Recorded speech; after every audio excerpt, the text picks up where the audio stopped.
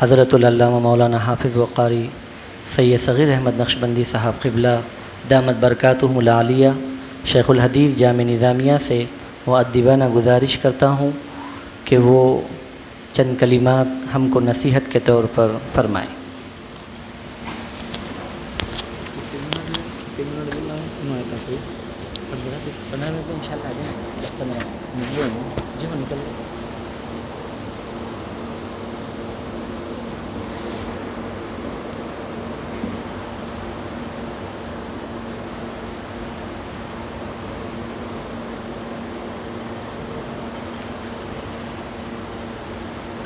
السلام علیکم ورحمۃ اللہ وبرکاتہ۔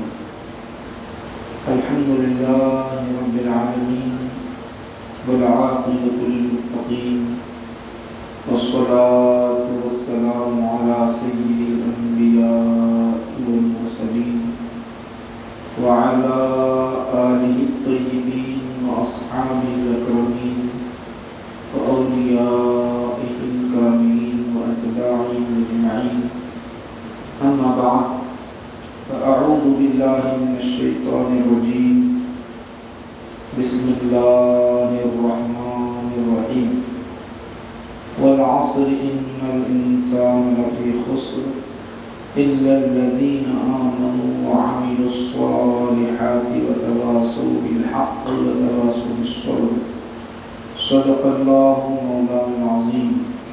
وقال تعالی فی شان حبیبہ ان اللہ وملائکتہ یصلون علی النبی یا ایہا الذین آمنوا صلوا علیہ وسلموا تسلیما، اللہم صل علی سیدنا محمد وعلی آلہ وصحبہ افضل صلواتک وعدد معلوماتک وبارک وسلم۔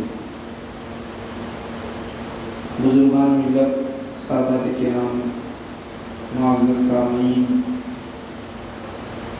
ذمہ داران سادات بیت المال کمیٹی، آج کی یہ نشست، یہ محفل سے آپ اچھی طرح واقف ہیں۔ ماہانہ یہ محفل اس غرض سے ہوتی ہے تاکہ سادات کرام کی مالی طور پر مدد کی جائے۔ خوش نصیب ہیں وہ حضرات جو اس میں حصہ لیتے ہیں اور اس میں کوشش کر رہے ہیں۔ یہ کمیٹی کے ذمہ داران واقعتاً بہت خوش نصیب ہیں۔ ان کا مقصد کوئی شہرت حاصل کرنا نہیں ہے، ان کا جو مقصد ہے اللہ اور اس کے رسول کی رضامندی ہے۔ آپ جمیع حضرات اس بات سے واقف ہیں کہ اسلام کا ایک نظام ہے جو غریب، یتیم، مسکین، غیر سادات ہیں، ان کو زکوٰۃ کے ذریعے سے مالی تعاون کیا جائے۔ یہ اسلام کا ایک نظام ہے۔ اب جو سادات ہیں ان کے لیے بڑی آزمائشیں ہوتی ہیں اور ان کا مقام و مرتبہ بھی بہت بلند ہے۔ آپ دیکھتے ہیں ماشاءاللہ، پڑھتے ہیں یہاں جتنے حاضر ہیں، اہل بیت اعظام کربلا کے میدان میں کس طرح اپنی جانیں قربان کیے، وہ آزمائش کی کس طرح منزلوں سے گزرے، آپ واقف ہیں۔ تو آپ کو یہاں یہ جو مال ہدیتاً آپ کو دیا جاتا ہے، ہدیتاً یہ تحفتاً جو دیا جاتا ہے، یہ آپ کو اس لیے جمع کیا جاتا ہے تاکہ نظم کے تحت ہمارا کام چلتا رہے اور اس میں وسعت ہو، اور کوئی بھی غریب پریشان حال سید جو ہے اس طرح اپنی زندگی نہ گزارے، تاکہ ایسی زندگی، تکلیف کی زندگی نہ گزارے تاکہ اس کے لیے مشقت کا باعث بن جائے۔ اس وجہ سے جو ہے یہاں پہ آپ کو بلایا جاتا ہے. بہت مشکل سے 10 سے 15 منٹ یہ نشست ہوتی ہے. تو اس کے بعد ایمان تقسیم ہوتا ہے. ماشاءاللہ یہ اس میں خاص کر مولانا حافظ قاری سید عبدالرحمن صاحب کی بہت صحیح ہے کوشش ہے, اور ان کے ساتھ ان کے اور حبیب صاحب ہیں, اور صدر صاحب ہیں, سجاد صاحب ہیں, سراج الرحمان صاحب ہیں. یہ ان کی بڑی کوششیں رہتی ہیں ماشاءاللہ. میں ان کو مبارک دل کی گہرائی سے مبارکباد پیش کرتا ہوں. ایک بات یاد رکھیں کہ ہمارا ایک کارواں سمجھ لیں, یہ جو ہمارا چھوٹا سا ایک کارواں ہے جو چل رہا ہے وہ سمجھ لیں حقیقت میں ہم کو کرنا کیا ہے. دیکھو آپ کو میں ایک بات بتا رہا ہوں. ہجرت کے بعد, ہجرت کا مطلب کیا ہے؟ مکہ چھوڑ کر جب رسول اعظم صلی اللہ علیہ وسلم مدینہ المنورہ تشریف لائے تو صحابہ مکہ سب چھوڑ دیے. چھوڑنے کے بعد انہوں نے کیا اپنے ساتھ لے گئے؟ وہاں ان کا مکان تھا, دولت تھی, جائیدادیں تھیں, مال تھا, اونٹیں تھی, سواریاں تھیں, سب چھوڑ دیے, کچھ بھی نہیں رکھا. اب جب مدینہ آئے, مدینہ شریف آئے تو اب ان کے پاس کھانے کے لیے کچھ نہیں تھا, رہنے کے لیے کچھ بھی نہیں تھا. نہ کھانے کے لیے تھا, نہ رہنے کے لیے تھا, نہ آرام کرنے کے لیے تھا, نہ زندگی گزارنے کے لیے کچھ تھا. نیا شہر, نیا مقام, نئی بستی. پھر وہ یثرب, مطلب یہ ہے کہ وہ ایسا مقام تھا مدینہ المنورہ جہاں وباؤں کا مرکز رہا. جو کوئی وہاں جاتا پریشان حال ہو جاتا, بیمار پڑ جاتا. سیدنا ابوبکر صدیق رضی اللہ عنہ بیمار ہو گئے, حضرت بلال رضی اللہ عنہ بیمار ہو گئے, چلنا نہیں آ رہا تھا. میرے نبی نے, آقا نبی کریم صلی اللہ علیہ وسلم نے دعائیں مانگی تو وہ مرض, وہ پریشانی, وہ وبا وہاں سے چلے گئی, اور وہ طیبہ و طابہ سب سے دنیا کا سب سے بہترین شہر آج بن گیا. تو اب میں آپ کو یہ بتانا چاہتا ہوں کہ نئے مقام پر جب صحابہ تشریف لے گئے تو ان کے پاس کچھ بھی نہیں تھا. گئے تو کیوں گئے؟ گئے تو کیا کمانے کے لیے گئے؟ آئے تو کیا کوئی اور مقصد تھا؟ نہیں میرے بھائی, یہاں پر بیٹھنے والوں آپ سے بتانا چاہتا ہوں, آئے تو صرف اللہ اور اس کے رسول کی رضا کے لیے آئے. اب آقا نبی کریم صلی اللہ علیہ وسلم نے ظاہری طور پر ان کے کھانے کا, رہنے کا جو انتظام کیا, وہ انتظام کیسا تھا معلوم ہے؟ وہاں کچھ صحابہ جو تھے ایمان پہلے لا چکے تھے, مدینہ شریف کے اندر ایمان لائے تھے, ان کو کہتے ہیں انصار, مدد کرنے والے. اور یہاں سے مکہ چھوڑ کر جو مدینہ جانے والے ہیں ان کو کہتے ہیں مہاجر. یہاں سے جانے والے مہاجر, وہاں رہنے والے انصار.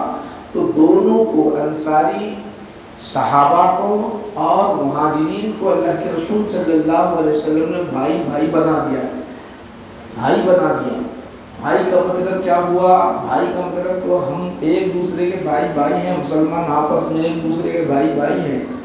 تو بھائی کا مطلب یہ تھا, آقا النبی صلی اللہ علیہ وسلم بین المہاجرین والانصار, دونوں کے درمیان جب بھائی بھائی بنا دیا تو مطلب یہ ہے کہ اب وہاں کے جو انصار تھے مہاجرین کی مدد کرنا تھا. مہاجرین کی مدد کرنا, پیسوں کے اعتبار سے, ان کے رہنے کے اعتبار سے, ہر اعتبار سے ان کی مدد کرنا. آپ دنیا کی پوری تاریخ اٹھا کر دیکھ لیں, حضرت آدم علیہ السلام سے لے کر عیسیٰ علیہ السلام تک تاریخ میں کہیں بھی ایسی یا ایسا واقعہ یا ایسی قربانی آپ کو تاریخ میں ملتی ہی نہیں. تو انصار صحابہ نے کیا کیا جانتے ہو؟ اپنی جو قربانیاں جو پیش کی مہاجرین کے لیے, انہوں نے کہا کہ میرا ایک گھر ہے تو آدھا گھر تم لے لو, کرائے پہ نہیں رکھا, آدھا گھر لے لو. زمین ہے تو آدھی زمین لے لو. 2 بیویاں ہیں تو ایک بیوی کو طلاق دے رہے ہیں اور کہہ رہے ہیں کہ ان سے نکاح کر لو, ان سے نکاح کر لو, میرا آدھا مال تمہیں ہے. تو یہ ان کا جو ہے ایثار, ان کا قربانی کرنا, ان کے جذبہ یہ دینا, یہ کس کا تھا؟ یہ انصار صحابہ کا تھا. اور مہاجرین کا کیا تھا؟ مہاجرین جو آئے تھے ان کے پاس کچھ بھی نہیں تھا، نہ پیسہ تھا، نہ روپیہ تھا، نہ کچھ تھا. ان سے کہا جا رہا ہے کہ آپ میری بیوی میں طلاق دے دیتا ہوں، ان سے نکاح کر لو، میرے گھر میں آ جاؤ. تو بعض صحابہ نے کہا کہ تمہارا مقام تمہیں مبارک، تمہاری دولت تمہیں مبارک، تمہاری بیوی تمہیں مبارک. اب ہمیں بتاؤ بازار کا راستہ کہاں ہے؟ نیا مقام، نئی بستی، انہیں بازار بھی نہیں معلوم، نہ روپیہ ہے، نہ دولت ہے، نہ پیسہ ہے. وہ کہتے ہیں کہ ہمیں بازار کا راستہ بتاؤ. بعض صحابہ نے کہا دے دو، نہیں کہا ہم تمہارے گھر میں رہتے ہیں، کہا نہیں دے دو، نہیں کہا بلکہ ان کے اندر یہ جو خودداری تھی، ان کے اندر یہ خودداری تھی. وہ خودداری کیسی تھی جانتے ہو؟ کہا کہ ہمیں بازار بتاؤ، بازار کہاں ہے. اور بازار اسی وقت مدینہ میں جانے کے بعد بازار میں گئے، جا کر انہوں نے تجارت کی. تجارت میں اتنی برکت آئی کہ وہ کما بھی لیے، سونا خرید لیے. سونا خریدنے کے بعد انہوں نے کیا کیا؟ نکاح بھی کر لیا، وہاں کی انصاری صحابیہ سے نکاح بھی کر لیا. اس طرح وہ ان کے اندر خودداری رہی، صحابہ کے اندر خودداری رہی. تب تو انہوں نے فتح حاصل کی، تب تو ساری دنیا پر حکمرانی کی.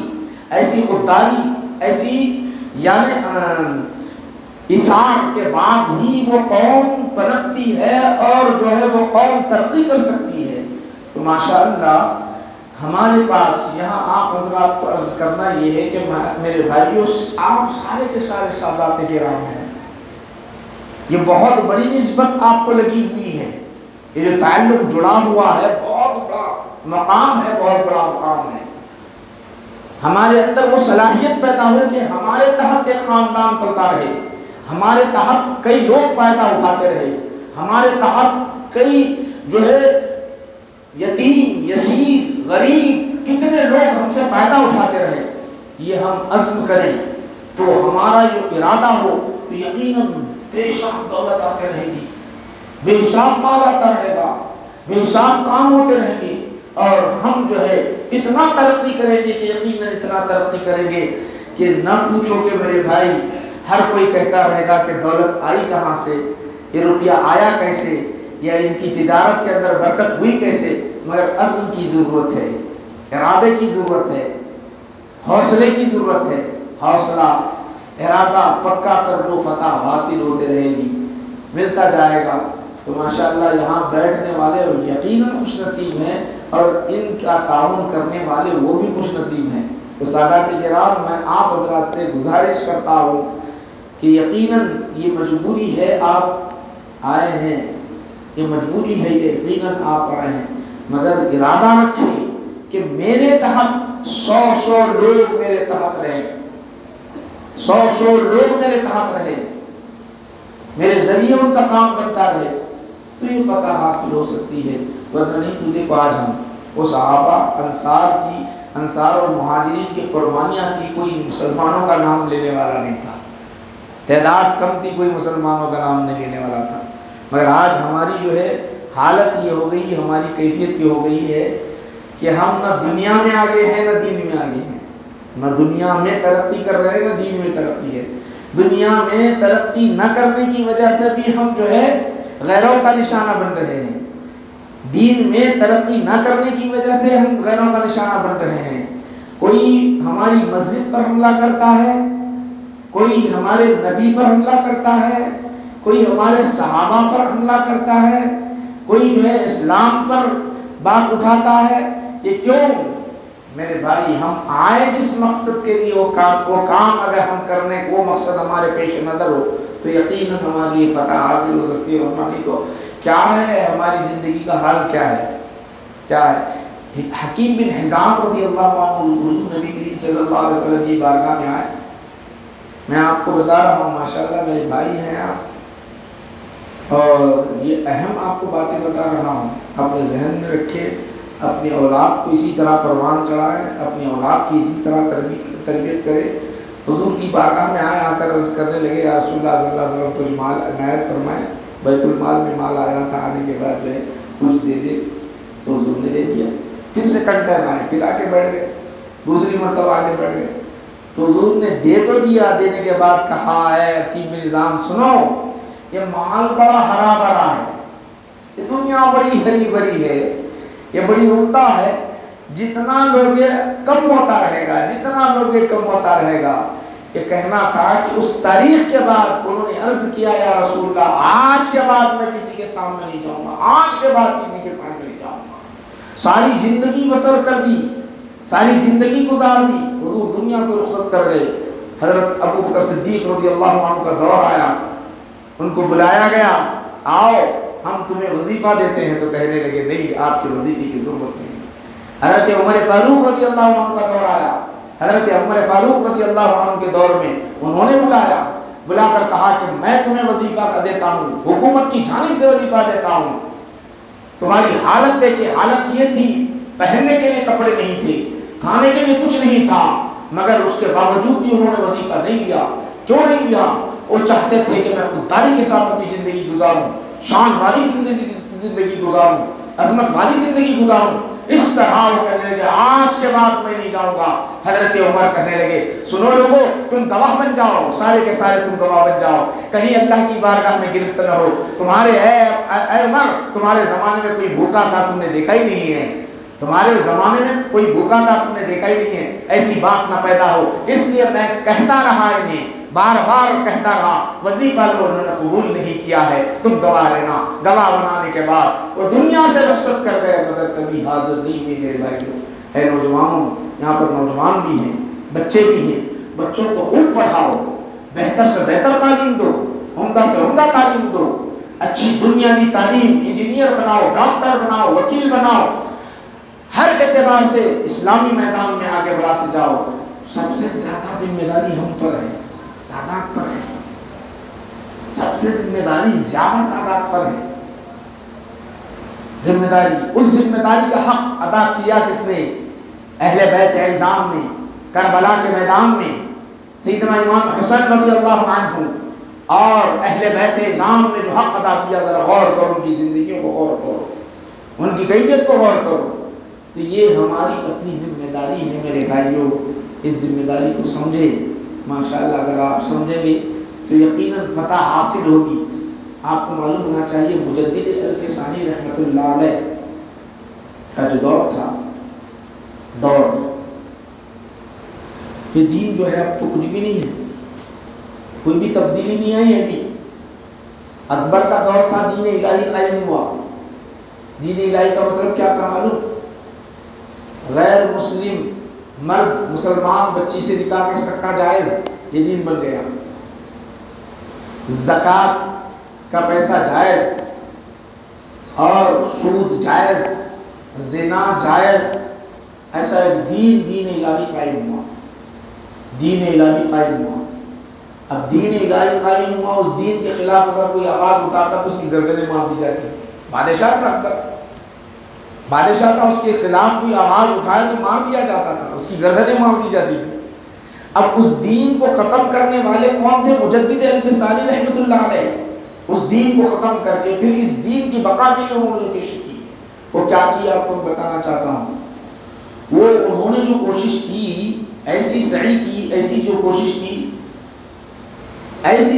کی جو چونکہ آج کے ہمارے جو مہمان ہیں ماشاءاللہ ایک عظیم ہستی ہمارے پاس گرد وگر ہو رہی ہیں، شہر کی معروف و مشہور شخصیت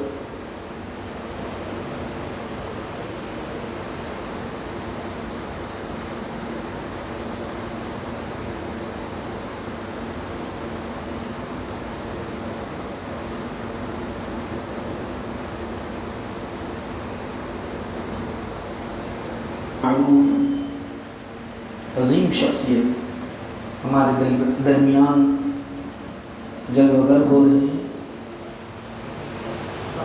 یقیناً ایسے سادات کرام سے ملاقات کرنا اور وہ ہمارے درمیان جلوہ گر ہوں، یہ ہماری محفل کی شان، عظمت بلند و بالا ہو جاتی ہے.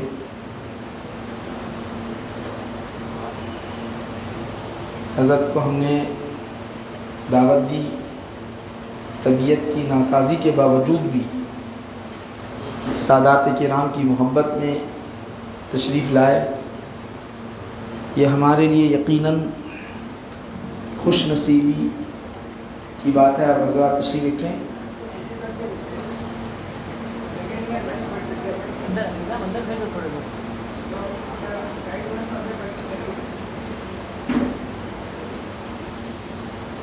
میں یہ عرض کر رہا تھا، ایک بات جو چل رہی تھی اس کو ذکر کر کے ختم کر دیتا ہوں۔ مجدد الفسانی رحمۃ اللہ علیہ کے دور میں تو دین الہی اکبر نے جو قائم کیا تھا، تو آپ نے جو تحریک شروع کی اس میں جو تحریک میں جو آپ نے لیٹر لکھا، ایک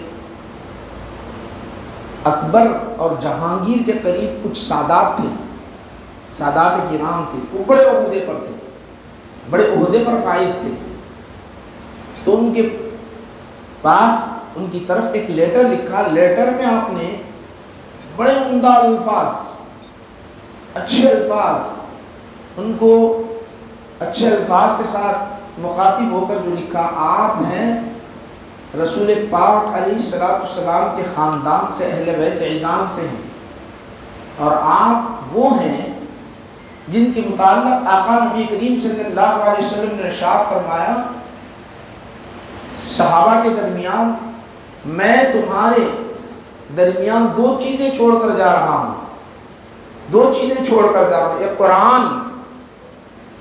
ایک قرآن اور ایک میری اطرت۔ جو کوئی ان دونوں کو پکڑ لے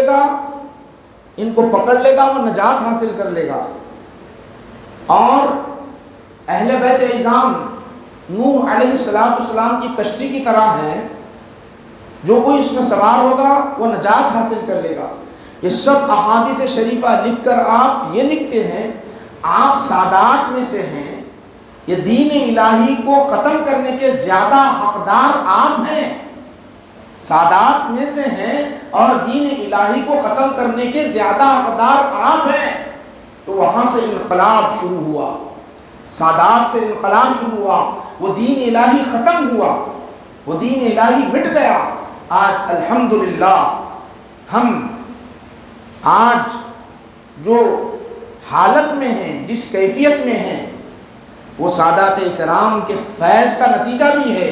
جہاں مجدد الفسانی نے یہ کام کا آغاز کیا تو سادات کرام کے ذریعے سے کام لیا، تو ماشاءاللہ آپ سادات کرام ہیں۔ اپنے مقام کو جانیں، اپنے مرتبے کو جان کر ایک انقلاب پیدا کرنے کی کوشش کریں۔ ہم کیا دے سکتے ہیں، ہم کیا کوشش کر سکتے ہیں ہم آپ کے لیے؟ کچھ بھی نہیں کر سکتے۔ ماشاءاللہ میں مبارکبادی پیش کرتا ہوں مولانا حافظ قاری سید عبدالرحمن صاحب کو، اور ان کے جتنے بھی ذمہ داران ہیں، ان کے ساتھ معاونین ہیں، ان سب کو مبارکباد پیش کرتا ہوں، اور اللہ کی بارگاہ میں دعا کرتا ہوں کہ پروردگار عالم ہماری اس محفل کو قبول فرمائے۔